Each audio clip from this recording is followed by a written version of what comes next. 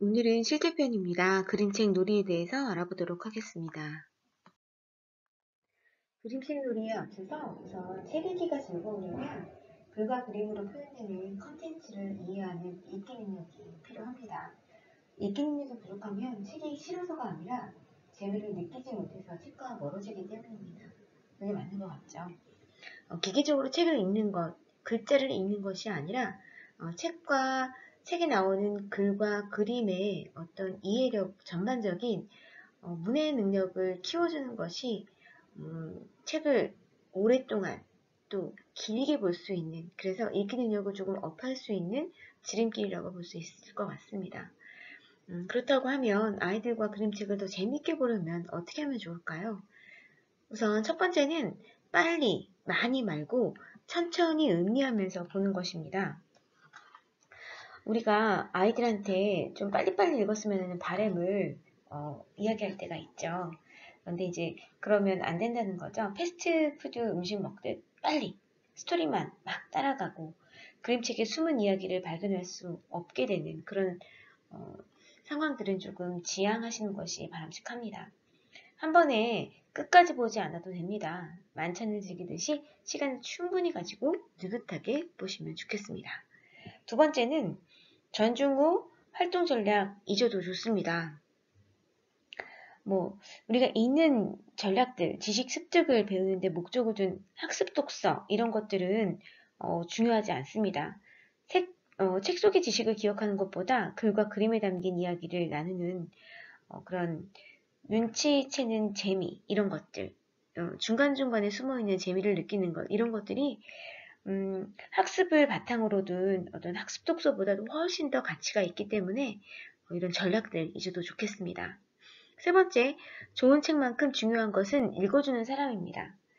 그림책이 없던 시절에 아이들은 훌륭하게 성장했어요. 그림책이 있어서 좋은 점은 그림책을 매개로 읽어주는 사람과 아이의 관계가 훨씬 따뜻하고 친밀해질 수 있다는 것입니다. 그림책을 읽을 때 왜 부모가 안아서 읽어주고 하는 어떤 신체 접촉을 우리가 충분히 유발할 수 있잖아요. 그런 거죠. 그리고 그림책 읽기는 아이와 나누는 속 깊은 대화이고 그림책 놀이는 아이와의 대화법을 배우는 기회가 되기도 합니다. 신체 접촉도 늘리면서 그 안에서 대화를 나누기 때문에 관계 형성이 굉장히 잘 될 수 있겠죠. 그래서 읽어주는 것, 읽어주는 사람과의 관계, 이런 것들 형성 때문에 굉장히 중요하다라고 볼 수가 있겠습니다. 네 번째, 보통 목소리로 평범하게 읽어도 괜찮습니다.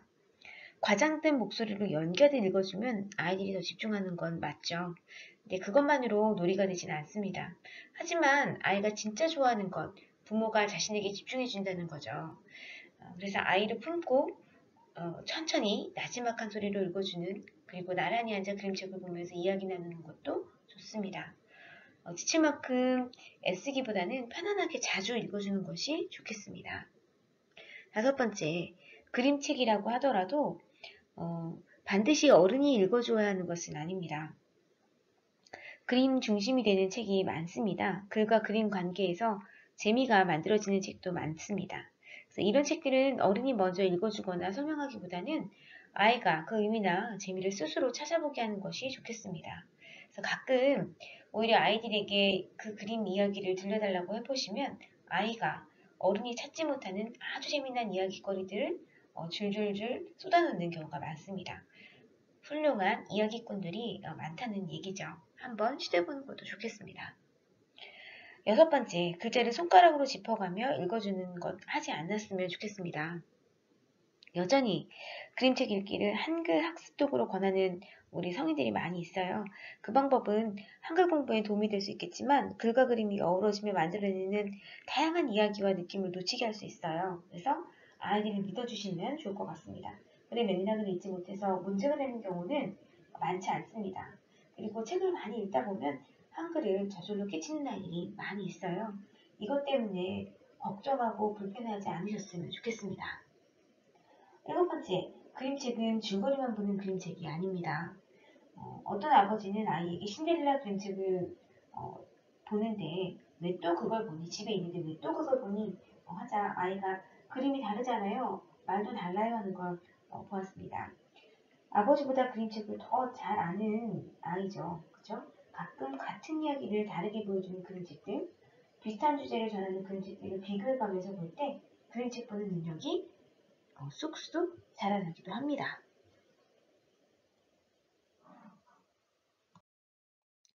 아이들과 그림책으로 더 재미있게 놀려면 어떤 방법이 있을지 알아보도록 하겠습니다.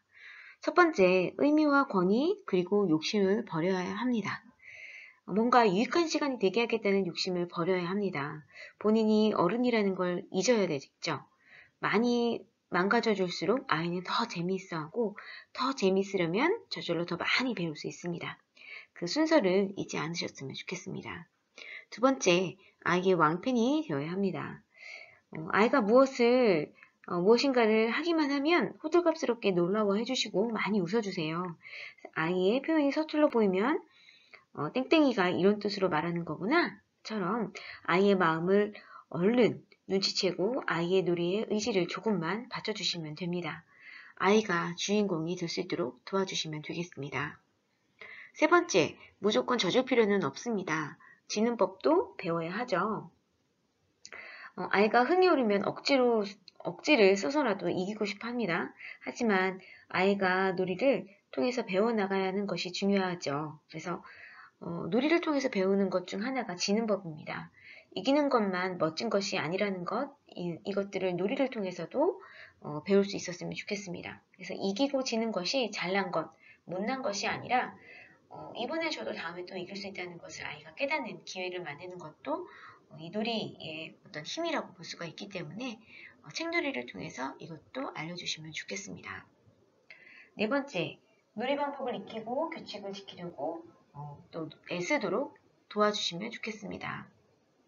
아이가 규칙을 제대로 알아듣지 못했다고 해서 그거 아니야 라고 나무라지는 않으셨으면 좋겠습니다. 그렇게 하는 것도 재밌겠네. 하지만 이번엔 여기 이렇게 나와 있는 방법을 한번 해보고 다음에 그 방법으로도 해보자 라고 대화를 나누면 이끌어가면 좋을 것 같습니다. 그래도 놀이 규칙을 생각할 수 있게 도와주시면 훨씬 좋을 것 같습니다. 다섯 번째, 가능하면 규칙적으로 놀아주시면 좋습니다. 일요일에는 책놀이 하자 약속을 했으면 약속은 꼭 지켜주시는 거죠. 지킬 수 없으면 미리 양해를 구해야 합니다. 그리고 일단 놀이를 시작하면 아이에게 집중하시는 것이 필요하죠. 아이가 둘이 상일 때에는 동시에 참여할 수 없다면 다른 아이에게 양보를 구하시고 처음엔 양보하는 아이가 섭섭해할 수 있겠지만 길고 보면 모두에게 더 교육적인 선택이라는 것을 아이가 알 수 있도록 이해시켜 주시는 것도 좋겠습니다. 여섯 번째, 가능하면 깨끗이 책을 보라고 강요하지 않습니다. 책놀이를 하다 보면 책이 상할 수 있습니다. 밑줄을 치기도 하고 스티커를 붙일 수도 있죠. 책은 아이의 성장을 위한 도구이기 때문에 책놀이는 성장의 과정이기 때문에 너무나 깨끗한 책보다는 함께 노느라고 너덜거리는 책이 훨씬 더 아름다운 책이라고 볼 수 있으면 좋을 것 같습니다. 일곱 번째, 글로 쓰는 독서 기록자 대신 놀이 인증샷을 남겨도 좋습니다. 책표지와 함께 책놀이의 느낌을 표정으로 기록해두는 것도 훌륭한 독서 기록장이 됩니다. 꼭 글자만 쓰라는 법은 없으니까요. 그쵸? 여덟 번째는 아이를 위한 놀아주는 시간이 아니다. 그쵸? 좋은 그림책은 대부분 어른들에게도 큰 감동을 줍니다. 아이들을 위해 놀아주는 시간이 아닌 어른도 감동받는 시간이 될 수 있다는 거죠.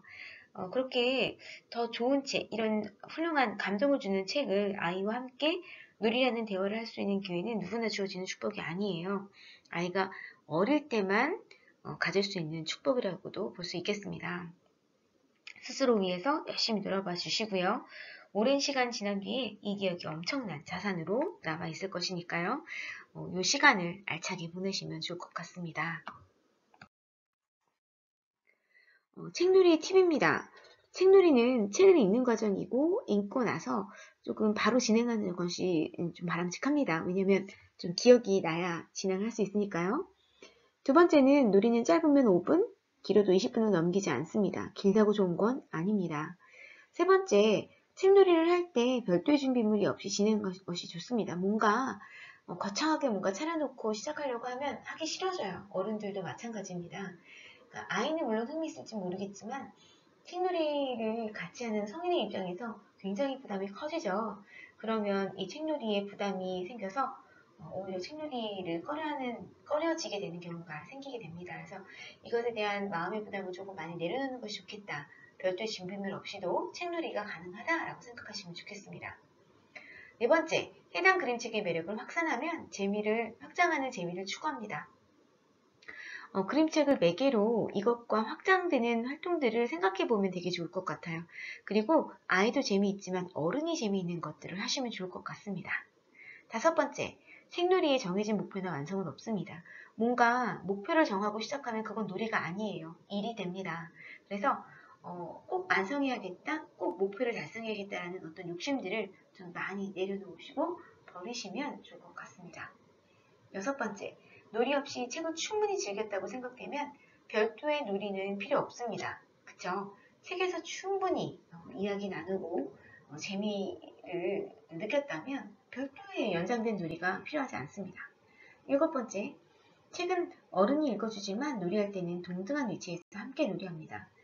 어른이 읽어줬다고 놀이까지 리드하는 법은 없습니다. 그래서 놀이할 때는 아이가 주도할 수 있도록 성인이 지지하는 것이 필요하겠습니다. 그림책 놀이의 종류입니다. 자세히 보는 힘을 길러주는 책놀이, 그쵸? 책을 좀 자세히 볼 수 있도록 도와주는 거죠. 아이와 함께 어떤 힘이 들어있는지를 좀 더 깊이 있게 볼 수 있는 놀이가 또 들어있을 수 있습니다. 또 두 번째, 정확하게 보는 힘을 기르는 책놀이. 세 번째는 순서를 파악하며 읽는 책놀이. 비교해 보는 힘을 기르는 책놀이. 우리 말씀드렸잖아요. 앞에서도 너는 왜 똑같은 신데렐라를 여기서도 보니 집에도 있잖아. 이게 아니죠. 집에서 있는 신데렐라 책하고 도서관에 있는 신데렐라 책하고 어린이집에 있는 신데렐라 책하고 다 다르죠. 그림이 다르죠. 또 문장의 어떤 배열이나 이런 것들이 달라. 작가마다 이런 것들을 비교해보는 어떤 힘, 이런 것들도 굉장히 좋습니다. 그리고 중요한 것을 찾는 힘을 기르는 책놀이. 그러니까 그 책 안에서 중요한 것들을 또 아이가 찾고 싶은 것들을 찾아보는 것들도 굉장히 재미있는 책놀이가 될 수 있습니다. 또 여섯 번째, 추론을 하는 어떤 힘을 기르는 책놀이도 좋고요.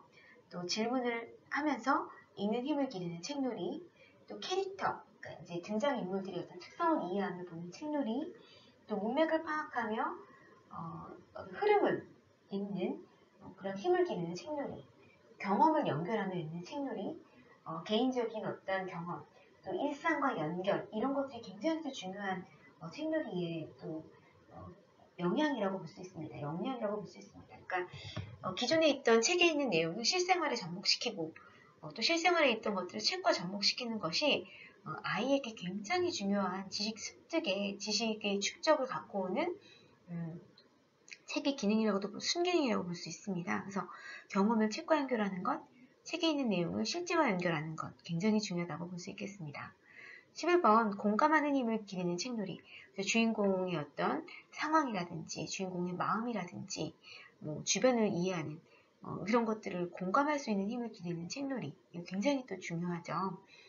또 12번째, 읽기에 오감을 활용하는 책놀이. 온몸을 다 활용하는, 오감각을 다 활용하는 책놀이도 굉장히 재미있고 좋습니다. 또 입체적 상상을 통해서 글과 그림을 이해하는 책놀이. 또 14번째 보면 읽은 것을 몸으로 표현하며 노는 책놀이. 또 심상을 그리며 노는 책놀이. 이런 것들이 책놀이와 책 읽는 것과 책 내용과 연결되어서 우리가 놀이로 확장해 볼 수 있는 그런 놀이라고 볼 수 있겠습니다. 지금부터 소개해드리는 책 읽기와 놀이는 가정에서도 충분히 할 수 있고요. 또 유치원이나 어린이집에서도 할 수 있는 활동입니다. 그러니까 뭔가 준비물이 거창하지 않아서 좀 편안하게 할 수 있는 놀이일 수 있을 것 같아요. 지금 화가 나서 그랬어는 한 4살, 3살, 4살부터 초등 저학년까지도 충분히 활용할 수 있는 책입니다. 자, 요 레베카 패터슨 그 그림이고요. 김경윤이 옮겼습니다. 한양출판사에서 나온 건데요. 이 화가 나서 그랬어는 자꾸만 화가 났던 벨라의 어느 하루를 되짚어보면서 감정을 표현하는데 아직 서툰 아이들의 이야기를 풀어내는 책입니다. 꼭 자기 얘기 같아가지고 재미있고 그동안 미처 보지 못했던 아이의 속마음을 들여다보면서 공감하게 되는, 그래서 엄마와 아이와 함께 읽을 때 더 의미 있는 그런 그림책입니다. 이 벨라가 지금 화가 났죠. 신발을 신으면서도 화가 나고요. 뭐가 이렇게 화가 납니다. 근데 이제 이 화가 난 아이의 마음이 왜 그랬을까 아이와 이야기 나누는 그런 놀이입니다. 벨라 마음 나는 알지롱 이 놀이예요. 책에 면제 등장하는 인물들이 어떤 마음인지 맞춰보는 놀이인데요. 길에 누워버렸어요. 그쵸? 길에 누워버렸고 유모차를 밀면서 그런 벨라를 바라보는 엄마, 또 해맑은 동생의 표정을 보면서 그들이 어떤 마음일지 말해보는 겁니다. 왜 벨라가 바닥에 누울 수밖에 없었는지, 그런 벨라를 바라보는 엄마의 마음은 어떤지, 뭐 이런 것들이 이야기해 볼 수 있겠죠. 또 두 번째, 벨라가 화내는 장면이 등장할 때마다 아이에게 벨라가 화가 났네, 왜 화가 난 걸까? 라고 물어봐 주세요. 아니면 뭐 때문에 벨라가 화가 난 걸까? 라고 물어봐 줄 수도 있겠네요. 그죠? 아이가 벨라의 마음을 대신해서 말하면 아 그렇구나 라고 호응한 뒤에 너도 그런 적이 있었어? 라고 물어봐 주시면 아이가 대답하면 그랬구나 라고 호응해 주시면서 인정해 주시면 좋겠습니다. 아이의 감정을 충분히 반영해 줄 수 있는 그런 훌륭한 책이에요. 벨라가 다시 어른들의 귀여운 아이가 되었을 때 아 벨라가 오늘 기분이 좋아져서 다시 훌륭한 벨라로 돌아왔네 라고 말해주시면 되네요. 책을 보는 동안 저러면 안 되지, 이러면 나쁜 아이야, 이런 가르침은 제발 하지 않아야 되겠죠. 아이는 감정을 솔직하게 인정할 자유도, 그리고 그 감정을 다스리는 자유도 스스로 있다는 것을 알아가면서 성장할 수가 있습니다. 그래서 이 책을 보면서도 이런 놀이를 통해서 아이가 아이의 감정을 조금 표현해내고 아이의 감정이 이랬겠구나 라고 우리가 알 수 있는 그런 놀이일 수 있겠습니다. 이 책을 통해서는 공감할 수 있고요. 캐릭터를 이해할 수 있고요. 또 경험, 나의 경험 연결할 수 있고요. 또 전반적으로 문맥을 이해할 수 있는 그런 그림책 놀이라고 볼 수 있겠습니다. 거기 누구 있니? 라는 책인데요. 파스칼 무트보호 글 그림입니다. 모리알 출판사에서 나왔어요. 여기 보면 갈색 곰도 보이고 흰색 곰도 보이나요? 사는 곳도 다르고 쓰는 말도 다른 두 마리 곰이 서로를 찾아 헤맵니다. 거기 누구 있니? 라고 하면서요. 얼굴을 마주하고 인사를 나눈 갈색 곰, 하얀 곰은 자기 집으로 친구를 초대합니다. 하지만 살아온 생활 환경이 많이 달라서 쉽게 적응을 못하죠. 갈색 곰과 하얀 곰 외에 수많은 캐릭터들이 나타났다 사라지기 때문에 숨은 그림 찾기와 같은 재미가 있습니다. 글을 읽지 못해도, 말의 뜻을 알지 못해도 충분히 이해할 수 있어서 3살부터 103세까지 누구나 즐길 수 있는 재미있는 책입니다. 이 책을 보고 우리는 어떤 놀이를 할 수 있냐면요. 따라쟁이 놀이를 할 수 있습니다. 이 책은 책을 읽는 과정에서 숨바꼭질 같은 그런 놀이가 가능한 책입니다. 하지만 한번 찾고 나면 그 다음 페이지엔 피자마자 숨은 동물들이 잘 보이니까 재미가 줄죠. 이때 누가 빨리 찾나, 누가 빨리 찾나, 뭐 이런 것들 말고요. 누가 더 재밌게 흉내내나, 누가 더 그럴듯하게 이누이트 말을 잘 꾸미나, 뭐 이런 같은 대결을 하며 놀이를 해보는 것도 좋겠습니다. 같은 동작, 같은 소리를 함께 내보고 누가 더 닮았나 비교해 보시는 것도 좋겠습니다. 안돼라는 그림책입니다. 마르타 알테스 글 그림이고 이소영이 옮겼습니다. 북극곰 출판사에서 나왔는데요. 이 안돼는 제가 예전에도 한번 소개해 드렸던 책인 것 같아요. 자신의 이름을 안돼라고 알고 있는 강아지에 관한 이야기죠. 강아지 안돼는 가족들을 위해서 여러 가지 집안일을 돕고 있지만 가족들의 입장에서 보면 안돼는 말썽쟁이 강아지입니다. 그래서 가족들은 안돼라고 소리 지르는데 주인공 강아지는 그걸 자기 이름으로 알고 있는 거죠. 그래서 개의 입장에서 들려주는 재미있고 따뜻한 우리 가족 이야기가 이 안돼 그림책입니다. 실제로 마르타 알테스는 플록이라는 강아지와 함께 살고 있고요. 이 강아지가 모티브가 돼서 그림책을 또 이렇게 출간하게 되었습니다. 그럼 우리는 이 책을 읽으면서 아이와 어떤 놀이를 할 수 있을까요? 바로 안돼 놀이를 할 수 있습니다. 글을 읽지 못하는 아이와 책을 충분히 볼 수 있어요. 그림만 보면서 뭉치의 이야기를 나눌 수 있습니다. 예를 들면 카간 강아지인가봐, 머리에 천사 표시가 있네. 산책을 하네. 그런데 식구들은 안 보인다. 너무 늦어서 뭉치가 앞서가는 건가? 이렇게 이야기를 나눌 수 있습니다. 두 번째, 아이가 책에서 처음 나오는 안돼라는 글자를 보여주고 안돼라고 읽는 거야 라고 알려주시면 됩니다. 그리고 어른이 책을 읽어줄 때 안돼가 나오면 어른이 읽기 전에 큰 소리로 안돼는 유아가 읽도록 알려주시면 됩니다. 그래서 아이가 안 돼! 라고 소리치면 굉장히 좋아해요. 그리고 안 돼, 이렇게 되어 있거든요. 그러면 그것도 아이와 함께 외쳐주시면 좋을 것 같습니다. 그래서 어른이 읽고 아이와 함께 읽는 그런 되게 재미있는 책이 될 수도 있습니다. 그래서 안대놀이를 한번 해보시는 것도 되게 재미있는 놀이가 될 수 있겠네요. 그리고 이제 영화책들 중에서는 달리만영이라는 책들도 보신 적 있으실 것 같아요. 그래서 달리만영 책을 읽은 다음에 또 실제 생활과 연결하는 것도 굉장히 중요하잖아요. 그래서 아빠가 달리만영 책을 읽어줬더니 아이가 이거 진짜 바깥에 가면 그 달림이야? 라고 물었대요. 그래서 아빠가 아이를 데리고 창문을 열고 달림을 구경하는 걸로 그래 맞아. 이 달림이 그 달림이야. 책에 나온 그 달림이야 라고 알려줬다고 얘기하더라고요. 이렇게 책과 실제를 연결해 가는 어떤 그런 재미, 그쵸? 이런 노력들이 굉장히 아이에게 의미 있는 지식으로 다가올 수 있습니다. 그래서 이제 그런 것도 되게 재밌을 것 같아요. 영화인 경우에 특별하게 뭔가 막 거창하게 확장활동으로 늘어놓으려고 하는 것이 아니라 실제 창문을 열고 달림을 보면서 달림한테 이야기를 나누는 거죠. 달림 안녕 하고 이야기해 볼 수 있는 겁니다. 책을 읽고 확장활동으로 해볼 수 있는 활동이죠. 자, 이 지금 나와 있는 제목 바꿔 책 만들기라는 것도 책과는 책은 내용은 같지만 제목도 바꿀 수 있고 스토리도 바꿀 수 있는 겁니다. 그래서 이제 이렇게 어린이집이나 유치원에서는 만들어 볼 수 있는 확장 활동이 될 수도 있습니다. 또 집에서도 뭐 너무 어렵지만 않다면 이런 것들도 만들어 보면 좋겠죠. 캐릭터에 대한 이해를 통해서 이제 이런 활동들도 해볼 수 있습니다.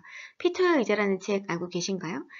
피터는 어떤 아이일까?를 보면서 피터를 이해하는, 캐릭터를 이해하는 어떤 글들을 써보는 겁니다. 뭐 피부가 검은 아이다, 뭐 장난꾸러기다, 부끄러운 아이다, 뭐 노력하는 아이다, 뭐 이렇게 막 썼네요. 그죠? 이 캐릭터에 대한 아이의 느낌? 이런 것들도 이야기해보면 좋은 활동일 것 같습니다. 때로는 책과 연결돼서 인형극을 아이와 함께 할 수도 있는 그런 확장활동으로도 굉장히 놀이를 즐길 수가 있겠고요. 우리가 그림책을 보고 또 책을 만들어 볼 수도 있겠습니다. 파고복을 만들 수도 있고 또 앞뒤로 시작하는 그림책을 만들 수도 있고 적는 책, 또 시리즈 책, 글 없는 그림책, 수수께끼 책, 또 구멍 뚫린 책 이렇게 우리가 읽은 책을 보고 우리가 또다시 책을 만들어 볼 수 있는 그런 경험도 되게 재미있는 책 놀이로 활용해 볼 수 있는 그런 놀이일 수 있을 것 같습니다. 책에서 나오는 그 모티브를 통해서 걱정 인형을 만들어서 걱정을 다 날려보내는 그런 활동을 할 수도 있는 거고요. 또 만약에 구리와 구라의 빵 만들기, 빵을 만들었어요. 그럼 빵도 만들어 볼 수 있는 거고요. 그쵸? 그렇게 해서 책과 연결되어 있는 어떤 활동들을 아이와 함께 해보면서 책을 다시 한번 연결해 보는 거죠. 책에 있는 내용과 현재와 또 현재 있는 것과 책을 자꾸 연결해 보는 어떤 노력들이 아이들에게 실질적으로 나중에 길게 책을 볼 수 있도록 도와주고 책에서 뭔가 지식을 얻을 수 있는 이래서 책을 읽는 거구나 하는 것들을 아이가 경험하게 되는 아주 소중한 순간순간이 될 것이라고 저는 믿습니다. 책 읽는 놀이는 또 어린이집이나 유치원에 갔을 때 도서관으로도 확장이 됩니다. 그래서 이제 이런 도서관 놀이로도 또 재미있게 활동이 이루어질 수 있고요. 놀이로 이루어질 수 있고요. 또 추론해보는 활동입니다. 이야기의 어떤 뒷이야기를 지어보는 것. 이게 끝이 아니라 그 다음엔 어떻게 될까라고 해서 그 뒷이야기까지도 상상해보는 또 추론해보는 그런 능력을 향상시킬 수 있는 놀이라고도 볼 수 있겠습니다. 그래서 이제 아이들 좀 크면 한 6살 이후가 되면 이런 추론하는 놀이들 굉장히 재미있고 의미 있는 활동이 될 수 있습니다. 또 괴물들이 사는 나라에서 괴물 나라를 꾸며본다든지 또 괴물 가면을 만들어서 쓰고 다닌다든지 아니면 주인공 캐릭터가 되어본다든지 뭐 이런 것도 굉장히 재미있는 활동이 될 수 있죠. 아이와 책 읽은 다음에 사후 활동으로도 또 연기 활동으로도 굉장히 재미있는 활동이 될 수 있겠습니다. 그리고 이제 그 산타 할아버지 책에서 나온 여러 가지 산타 할아버지가 탄 교통기관을 직접 그림을 그려서 뒤집기 카드판으로 또 게임판으로 만들어 볼 수 있는 그런 놀이입니다. 그래서 이제 책에 나온 그런 주요 교통기관 카드를 놀이로도 활용할 수 있는 게임으로도 만들 수 있는 그런 활동으로 연계를 할 수도 있습니다. 그리고 이제 이건 알사탕 책을 읽고 나서 이제 사후 활동으로 만든 놀이 활동인데요. 나를 보여주는 알사탕 만들기. 그래서 나를 보여주는 알사탕을 이렇게 만들어 볼 수도 있고, 또 내가 먹고 싶은 알사탕, 내가 알사탕을 먹은 다음에 뭘 듣고 싶은지, 뭐 이렇게 이야기를 나눠볼 수도 있어요. 그래서 여기 보면 바자 사탕, 뭐 또 여기 보면 식물맛 사탕 이렇게 되어 있는데, 뭐 이 사탕은 고양이 줄무늬예요. 고양이랑 말할 수 있게 해줘요. 이렇게 도와주는 거죠. 내가 이 사탕을 먹으면 식물의 얘기를 들을 수 있어요. 뭐 이렇게 사탕, 내가 먹고 싶은 사탕에 대해서도 이렇게 그려보고 이야기 나눌 수 있는 놀이로도 진행이 될 수 있겠습니다. 책 읽기 놀이는 막 거창하게 뭔가를 대단히 갖춰서 하는 것이 아닙니다. 꾸준히 또 즐겁게 그리고 쉽게 그리고 책을 읽은 다음에 바로 할 수 있는 이런 책 활동이거든요. 그래서 이제 책 놀이가 편안하게 지속적으로 이루어질 수 있도록 많이 읽어주시고 또 기다려주시고 또 성인도 같이 행복해하는 그러면서 감동을 받는 그런 소중한 시간들이 되셨으면 좋겠습니다. 오늘 하루도 고생하셨습니다. 감사합니다.